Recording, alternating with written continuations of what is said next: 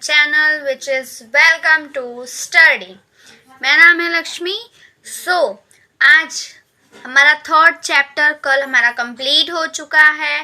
अब हम स्टार्ट करते हैं हमारा फोर्थ चैप्टर जो कि सेम है, बस उसका पार्ट 2 है थर्ड चैप्टर का, जो है recording of transaction part 2, not part 2, section 2। ठीक है, तो वो फोर्थ चैप्टर है अपना। तो अब उसके अंदर हम लोग बहुत सारी चीज़ें सीखेंगे, जैसे कि उसमें कैश बुक है, परचेज बुक है, परचेज रिटर्न बुक है, सेल्स रिटर्न बुक है, जनरल प्रॉपर है, और लास्ट में एक टॉपिक और है, एक और टॉपिक है। तो वो हमें इतना ये चैप्टर में पढ़ना है। ठीक है, अब तो आज मैं सिर्फ स्टार्ट करूंगी कैश बुक के बारे में, सिर्फ कैश बुक बताऊंगी और थोड़ा बहुत परचेज बुक के बारे में बताऊंगी। ठीक है, और कैश बुक का सिर्फ सिंगल बताऊंगी, अभी आगे डिटेलिंग में बाद में बताऊंगी। ठीक है, एक एक करके सीखेंगे, नहीं तो हमारा बहुत माइंड कंफ्यूज हो जाएगा और हमें आएगा भी नहीं। ठीक है, तो चलो हम स्टार्ट करते हैं। तो हमारा फर्स्ट टॉपिक क्या है? Cash book. कैश बुक के हमें बारे में पता करना है। ठीक है, तो उसके मीनिंग के लिए लेट्स गो। सो मीनिंग क्या है? A cash book can be defined as a financial journal which contain all the cash receipt and the disbursement. Cash book also include bank deposit and a bank withdrawal. ठीक है, मतलब cash book क्या है? जितने भी financial transactions होते हैं वो इंक्लूड करता है, जो कि जिसमें क्या क्या आता है, सिर्फ कैश रिसीप्ट, डिसबर्समेंट और बैंक में जितने भी डिपॉजिट हुए हैं और बैंक विड्रॉवल जितना हुआ है वो इंक्लूड करता है, वो लिखता है। ठीक है, कैश बुक में। तो और मेन पर्पस क्या है? Record all the financial all the cash transaction as the they occur, मतलब जितने भी कैश ट्रांजैक्शन है, जो भी उसको मिला है वो आपको रिकॉर्ड करना होता है कैश बुक में। ठीक है, आप इसको भी अपने मन से बना सकते हो इजी वे में कि cash transaction can be defined as a recording all the financial transaction which is in a form of cash, like example cash receipt and disbursed, and it also include the bank withdrawal and bank deposit is called a cash book। ठीक है, या तो simple way में cash book can be defined as a recorded all the cash transaction related to the cash in a form of cash which is the business occur। ठीक है, तो ऐसे meaning बनाना खुद से भी आप बना सकते हो, बस मेन टॉपिक उठा लेना कि क्या क्या इंक्लूड करना है। ठीक है, तो उसको लेकर आप सेंटेंस फॉर्म कर सकते हो। तो अब ये मीनिंग पता चल गया। अब हमें फॉर्मेट देखना है। फॉर्मेट क्या होता है कैश बुक का? तो क्या पहले तो हमेशा लिखना होता है heading in the books of cash book, ये लिखना जरूरी है। ठीक है, ये लिख देना। फिर क्या होता है, एक कॉलम में डेट होता है, पार्टिकुलर होता है, जेएफ होता है, फिर ये अमाउंट होती है, फिर से डेट होता है, पर्टिकुलर होता है, जेएफ होता है और अमाउंट होती है, डेबिट और क्रेडिट होता है। ठीक है, ये हमें बनाना होता है, ये फॉर्मेट है। अब जो डेबिट साइड है उसके, ठीक है, कैश के जो डेबिट साइड है उसमें हमेशा कैश की बैलेंस लिखते हैं। ठीक है, डेबिट साइड में to balance BD brought down, balance brought down, वो अमाउंट लिख देना है। फिर उसके बाद जितने भी कैश रिसीप्ट, मतलब अपने पास पैसे जितने आ रहे हैं उसकी एंट्री डेबिट साइड होगी। ठीक है, और क्रेडिट साइड में जितने भी पेमेंट हम कर रहे हैं, ठीक है, जितने भी पे कर रहे हैं, हमारे पास से जितना पैसा जा रहा है तो वो हम क्रेडिट साइड में लिखेंगे और लास्ट में उसका बैलेंस क्लोज डाउन लिखेंगे। ठीक है, ऐसे करना है। अब ये फॉर्मेट हो गया। ठीक है, अब स्टार्ट करते हैं परचेस। ठीक है, सिंपल इसको ये भी कर सकते हो कि purchase book can be defined as we record all the transaction related to the credit purchase of a goods only which company deal with the trading goods which is goods and product they recorded। ठीक है, ये ऐसा भी लिख सकते हो या अपने मन से भी आप बना सकते हो इजी वे में। ठीक है, तो अब हम लोग जानेंगे क्या उसका क्या बोलते हैं उसको, फॉर्मेट, परचेस का फॉर्मेट जानेंगे। फॉर्मेट क्या होता है, इसका अलग फॉर्मेट होता है परचेस बुक का। डेट होता है, पर्टिकुलर होता है, इनवॉइस होता है, LF होता है, फिर अमाउंट होता है। अमाउंट में 2 कॉलम होते हैं, डिटेल और टोटल। ठीक है, डिटेल में पहले आप जो अमाउंट है वो लिख दोगे और फिर उसका टोटल करके फिर टोटल वाले में लिख दोगे। ये होता है फॉर्मेट परचेस का। ठीक है, अब हम जानेंगे, ये परचेस का मैंने थोड़ा सा बता दिया। अब परचेस का हम बाद में करेंगे, पहले हम कैश के क्वेश्चन कर लेते हैं। जो मैंने बोला था कि सिर्फ कैश का सिंगल बुक करना है हमें, तो क्वेश्चन हम पढ़ेंगे। क्वेश्चन क्या हो गया, फॉर्मेट। अब इसके 3 पार्ट होते हैं, कैश बुक के 3 पार्ट है, लेकिन मैं अभी सिर्फ एक ही पार्ट करवाऊंगी जो है सिंगल कॉलम कैश बुक। ठीक है, सिंगल ही करवाऊंगी, बाद में हम नेक्स्ट टाइम पे हम डबल और ट्रिपल वाले भी करेंगे। ठीक है, तो 3 होती है, 3 टाइप होते हैं, सिंगल, डबल और ट्रिपल। ठीक है, जिसमें वो बार मैं बाद में एक्सप्लेन करूंगी, पर सिंगल वाले में सिर्फ कैश का ही लिखेंगे, कैश का ही कॉलम बनाते हैं।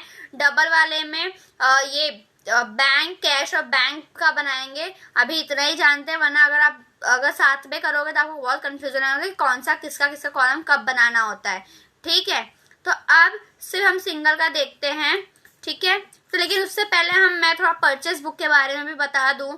ठीक है, सिंगल बुक करने के पहले, तो परचेस क्या होता है, परचेस बुक्स क्या होता है, in the books purchase we record all the transaction related to the credit purchase of a goods only.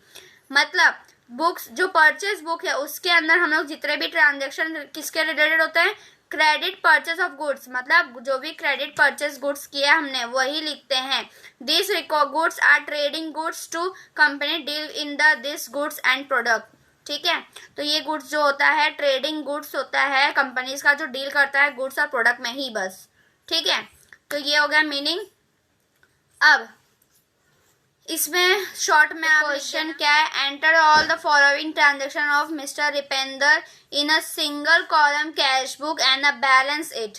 ठीक है, मतलब एंट्री करनी है, कुछ ट्रांजेक्शन किए हैं मिस्टर रिपेंदर ने सिंगल कॉलम कैश बुक में, तो उसको हम लोग कैश बुक बनाना है और उसका अमाउंट बैलेंस करना है। ठीक है, तो पहला क्या है, रिपेंदर स्टार्टेड बिजनेस विथ कैपिटल, मतलब बिजनेस स्टार्ट कर रहा है कैपिटल से, तो 2 लाख। ठीक है, परचेस फर्नीचर फॉर कैश 50,000, मतलब 50,000। फिर purchase goods for cash 30,000, paid for fitted, ठीक है, फिर 500, sold goods for cash 28,000, paid to the Ramesh 20,000, sold good for cash 10,000, paid wages 10,000, purchase goods from Raj on credit 20,000, paid rent by check 5,000। ठीक है, अब मैं आपको लास्ट एक बता देती हूँ, अभी बता देती हूँ, जो पेड रेंट बाय चेक है ना, उसकी एंट्री नहीं होगी। क्यों नहीं होगी, क्योंकि चेक जो है, चेक से तो हमें कैश नहीं आ रहा है ना कुछ आ रहा है, वो डबल एंट्री में होती है जो कि बैंक के कॉलम में होगी। चेक कहाँ इशू होता है, बैंक में इशू होता है ना, तो वो बैंक में जाएगा, कैश में नहीं जाएगा। ठीक है, तो वो उसकी एंट्री नहीं करेंगे, लेकिन बाकी सारी एंट्री हम करेंगे। ठीक है, लेट्स गो। इसको टांगने के लिए जगह नहीं है, तो मैं आपको ऐसे ही हेल्प कर रही हूँ। ठीक है, मैं ऐसे ही समझा रही हूँ, और अच्छी बात है ना, पास पड़ता है, क्लियर दिखता है सब कुछ, तो इजी होगा आपको समझने में भी और क्लियर दिखेगा भी आपको, है ना। तो अब हम स्टार्ट करते हैं सॉल्यूशन को। तो पहले मैं बता दूं, जैसे कि मैंने बोला था, हमें लिखना होता है in the books of the cash book, ये लिखना ज़रूरी होता है, हेडिंग डालना ज़रूरी होता है। ठीक है, उसके लिए अब फॉर्मेट मैंने रेडी कर दिया है कैश बुक का। ये कौन सी बुक है, सिंगल बुक। ठीक है, कैश बुक की सिंगल एंट्री बुक बता रही हूँ मैं, जो सिर्फ कैश का अमाउंट ही लिखना है और कुछ भी नहीं लिखना है। ठीक है, तो अब date particular amount, date particular amount, ये कैश का फॉर्मेट है, मैंने बताया था वीडियो में। ठीक है, वीडियो में बताया था ये फॉर्मेट है, लेकिन मैंने इसमें एक फॉर्मेट नहीं बनाया, एक कॉलम नहीं बनाया, जो है JF का। आप देख सकते हो JF का कॉलम मैंने नहीं बनाया है, लेकिन वो आपको बनाना है। मेरे में अगर मैं बनाती तो मेरे में जगह नहीं होती सॉल्व करने के लिए, इसलिए मैंने बनाया नहीं है।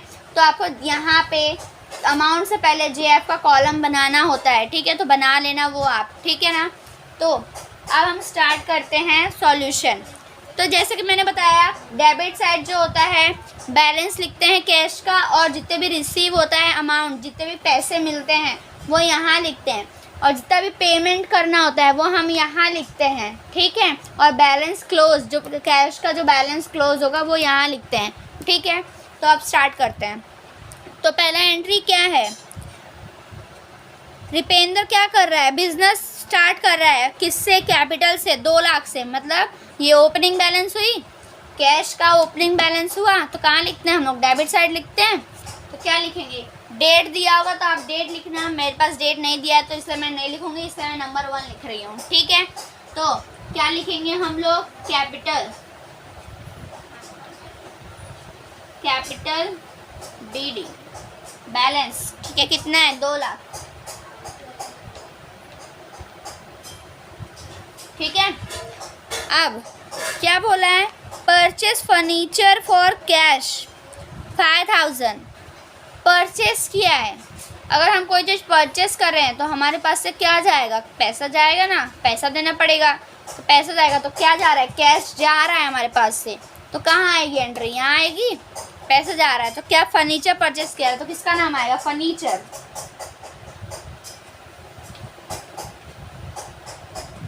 कितना, 50,000,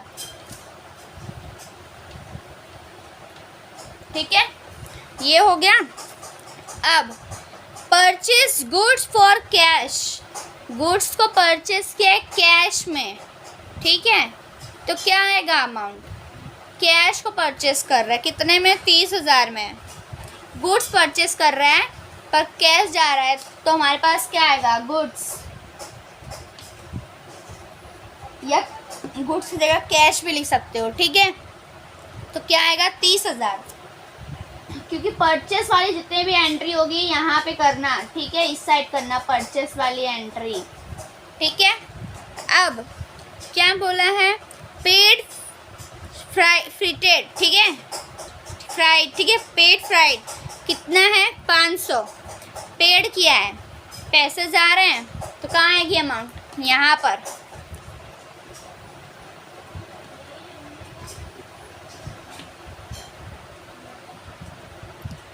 कितना है, 500,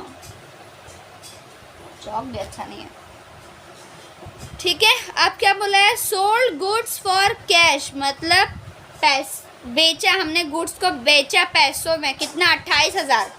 तो बेचा, हमारे पास से क्या आया, हमने गुड्स बेचा, ठीक है, हमने कोई चीज़ बेची, तो हमारे पास से क्या पैसा आएंगे।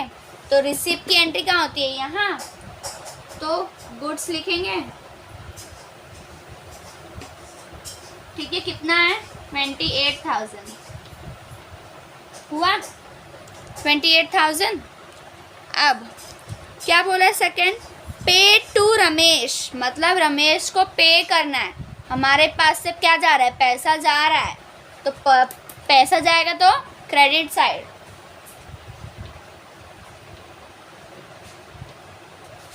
नाम लिखना, अगर नाम मेंशन किया गया है तो, कितना है, 20,000, ठीक है। अब सोल्ड गुड फॉर कैश, वापिस से आया, क्या, गुड्स को बेचा है, पैसे आ रहे कितने, 10,000,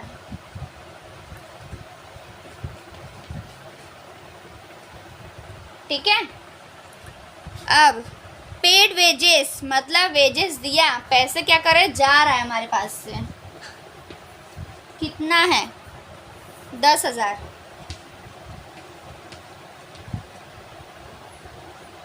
ठीक है। अब क्या, purchase goods from Raj on credit, मतलब परचेज गुड्स, खरीदा गुड्स, पैसा जा रहा है हमारे पास से, कितना, 20,000, क्या गुड्स खरीदा ना, गुड्स लिखो या राज लिखो, दोनों में से एक आएगा, ठीक है। गुड्स खरीदा कितना, 20,000, ये हो गया।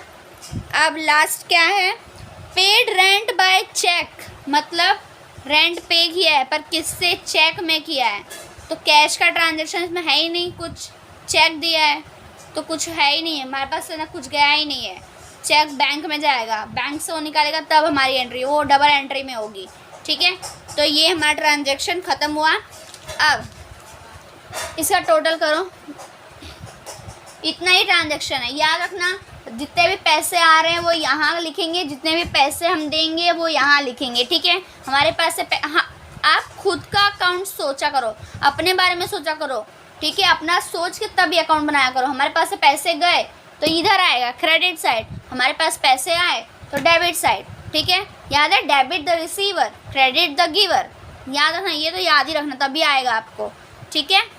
तो एक मैं बोलना चाहूँगी, एक मिस्टेक हो गई है मेरे से, मैंने क्वेश्चन ध्यान से देखा नहीं, ठीक है। तो मैं आपको एक बात बोल देना चाहूँगी, एक मिस्टेक हुई है। क्या हुई है, हमने जो लास्ट सेकेंड एंट्री की है ना, जो purchase goods from Raj on credit, ठीक है। याद है, हमने परचेस बुक्स पढ़ा था, जिसमें हमने पढ़ा था जितने भी transaction credit on purchase goods लिखा था, ये वाला ट्रांजैक्शन है ना वहाँ जाएगा। मैंने ये ध्यान नहीं दिया, सॉरी उसके लिए। बट ये जो है ना, ये वाली एंट्री नहीं होगी, ठीक है। ये जो एंट्री है, ये वाली एंट्री नहीं होगी, क्योंकि परचेस ऑन क्रेडिट बोला है। तो क्रेडिट वाली जो अगर बोला होगा तो वो परचेस बुक में जाएगा, कैश बुक में नहीं जाएगा। कैश नहीं बोला है, क्रेडिट बोला है, तो वो एंट्री हम नहीं करेंगे, ठीक है। क्रेडिट वाली एंट्री नहीं करेंगे, वो परचेस बुक में करेंगे। तो इतना, ये हमारा फाइनल एंट्री है। तो हम टोटल करते हैं, चलो टोटल करो पहले। कितना हुआ टोटल? 50, 30, 8, 10 करो टोटल। कितना? ऐसे फिंगर पे कभी मत करना, मैं बोल रही हूँ, जैसे मैंने अभी किया वैसा बिल्कुल भी मत करना। आपको हमेशा यूज़ करना कैलसी, या तो फिर अपने रफ बुक में ऐड करके करना, ठीक है। तो क्या आएगा? 50,000 प्लस 30,000 प्लस 500 प्लस 20,000 प्लस 10,000। तो कितना आया टोटल? इधर रफ में मैंने बताया था ना, हमेशा रफ में पहले लिख लो, साथ में एंट्री मत कर देना, नहीं तो गलत हो जाएगा। फिर बाद में वो करोगे, रॉन्ग करोगे तो गलत, बहुत गंदा दिखेगा। तो इसका टोटल है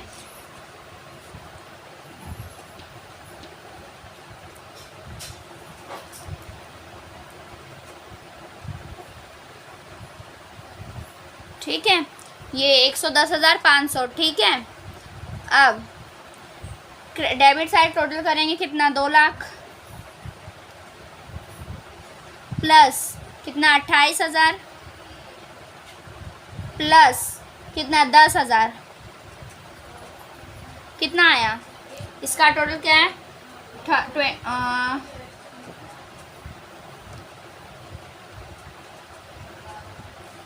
तो इसका क्या है? 2,38,000, मतलब 2,38,000, ठीक है।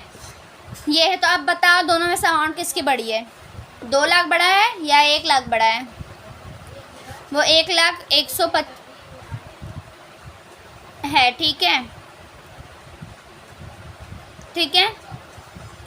11,000 वो 500 है, मतलब 1,010 500 है। अब ये 2,38,000 है, मतलब 2,38,000 है, ठीक है। अब तो इसमें से बड़ा ये है ना, तो ये 238,000, ठीक है, अच्छे से लिख देना ये। और ये भी 238,000, ठीक है। अब ये बड़ा है तो इसमें से ये माइनस होगा, माइनस करो। कितना है? 1,10,500। कितना आ रहा है? 1,27,500, ठीक है, टोटल आ रहा है। तो क्या आएगा टोटल? क्या निकलता है हमारा लास्ट में? बैलेंस CD निकलता है, ठीक है, CD निकलता है। कितना? 1 लाख, कितना है? 1,27,500, ठीक है। तो ये हमारा है क्लोजिंग बैलेंस, ठीक है, क्लोजिंग बैलेंस है। अब समझ आया ये कैसे करना है। और एक चीज़ नहीं सही है, बाकी सब सही है, ठीक है। अब इसको हटा दो, इसको लिख के मत आ जाना एग्ज़ाम में, ऐसे रफ में करना, ठीक है। तो ये समझ आया आपको कैसे कैसे करना है। एक बार मैं कर दे रही हूँ, बता दे रही फिर से। पेमेंट की एंट्री यहाँ, रिसीव की एंट्री यहाँ, debit the receiver, credit the giver, ठीक है। यहाँ डेट हमेशा लिखना, जेएफ का कॉलम हमेशा बनाना, ठीक है। तो आज का ये सॉल्यूशन ख़त्म होता है, ठीक है। तो आज मैंने सिर्फ सिंगल एंट्री बुक बताई है, अब मैं कल बताऊंगी आपको डबल एंट्री बुक, ठीक है।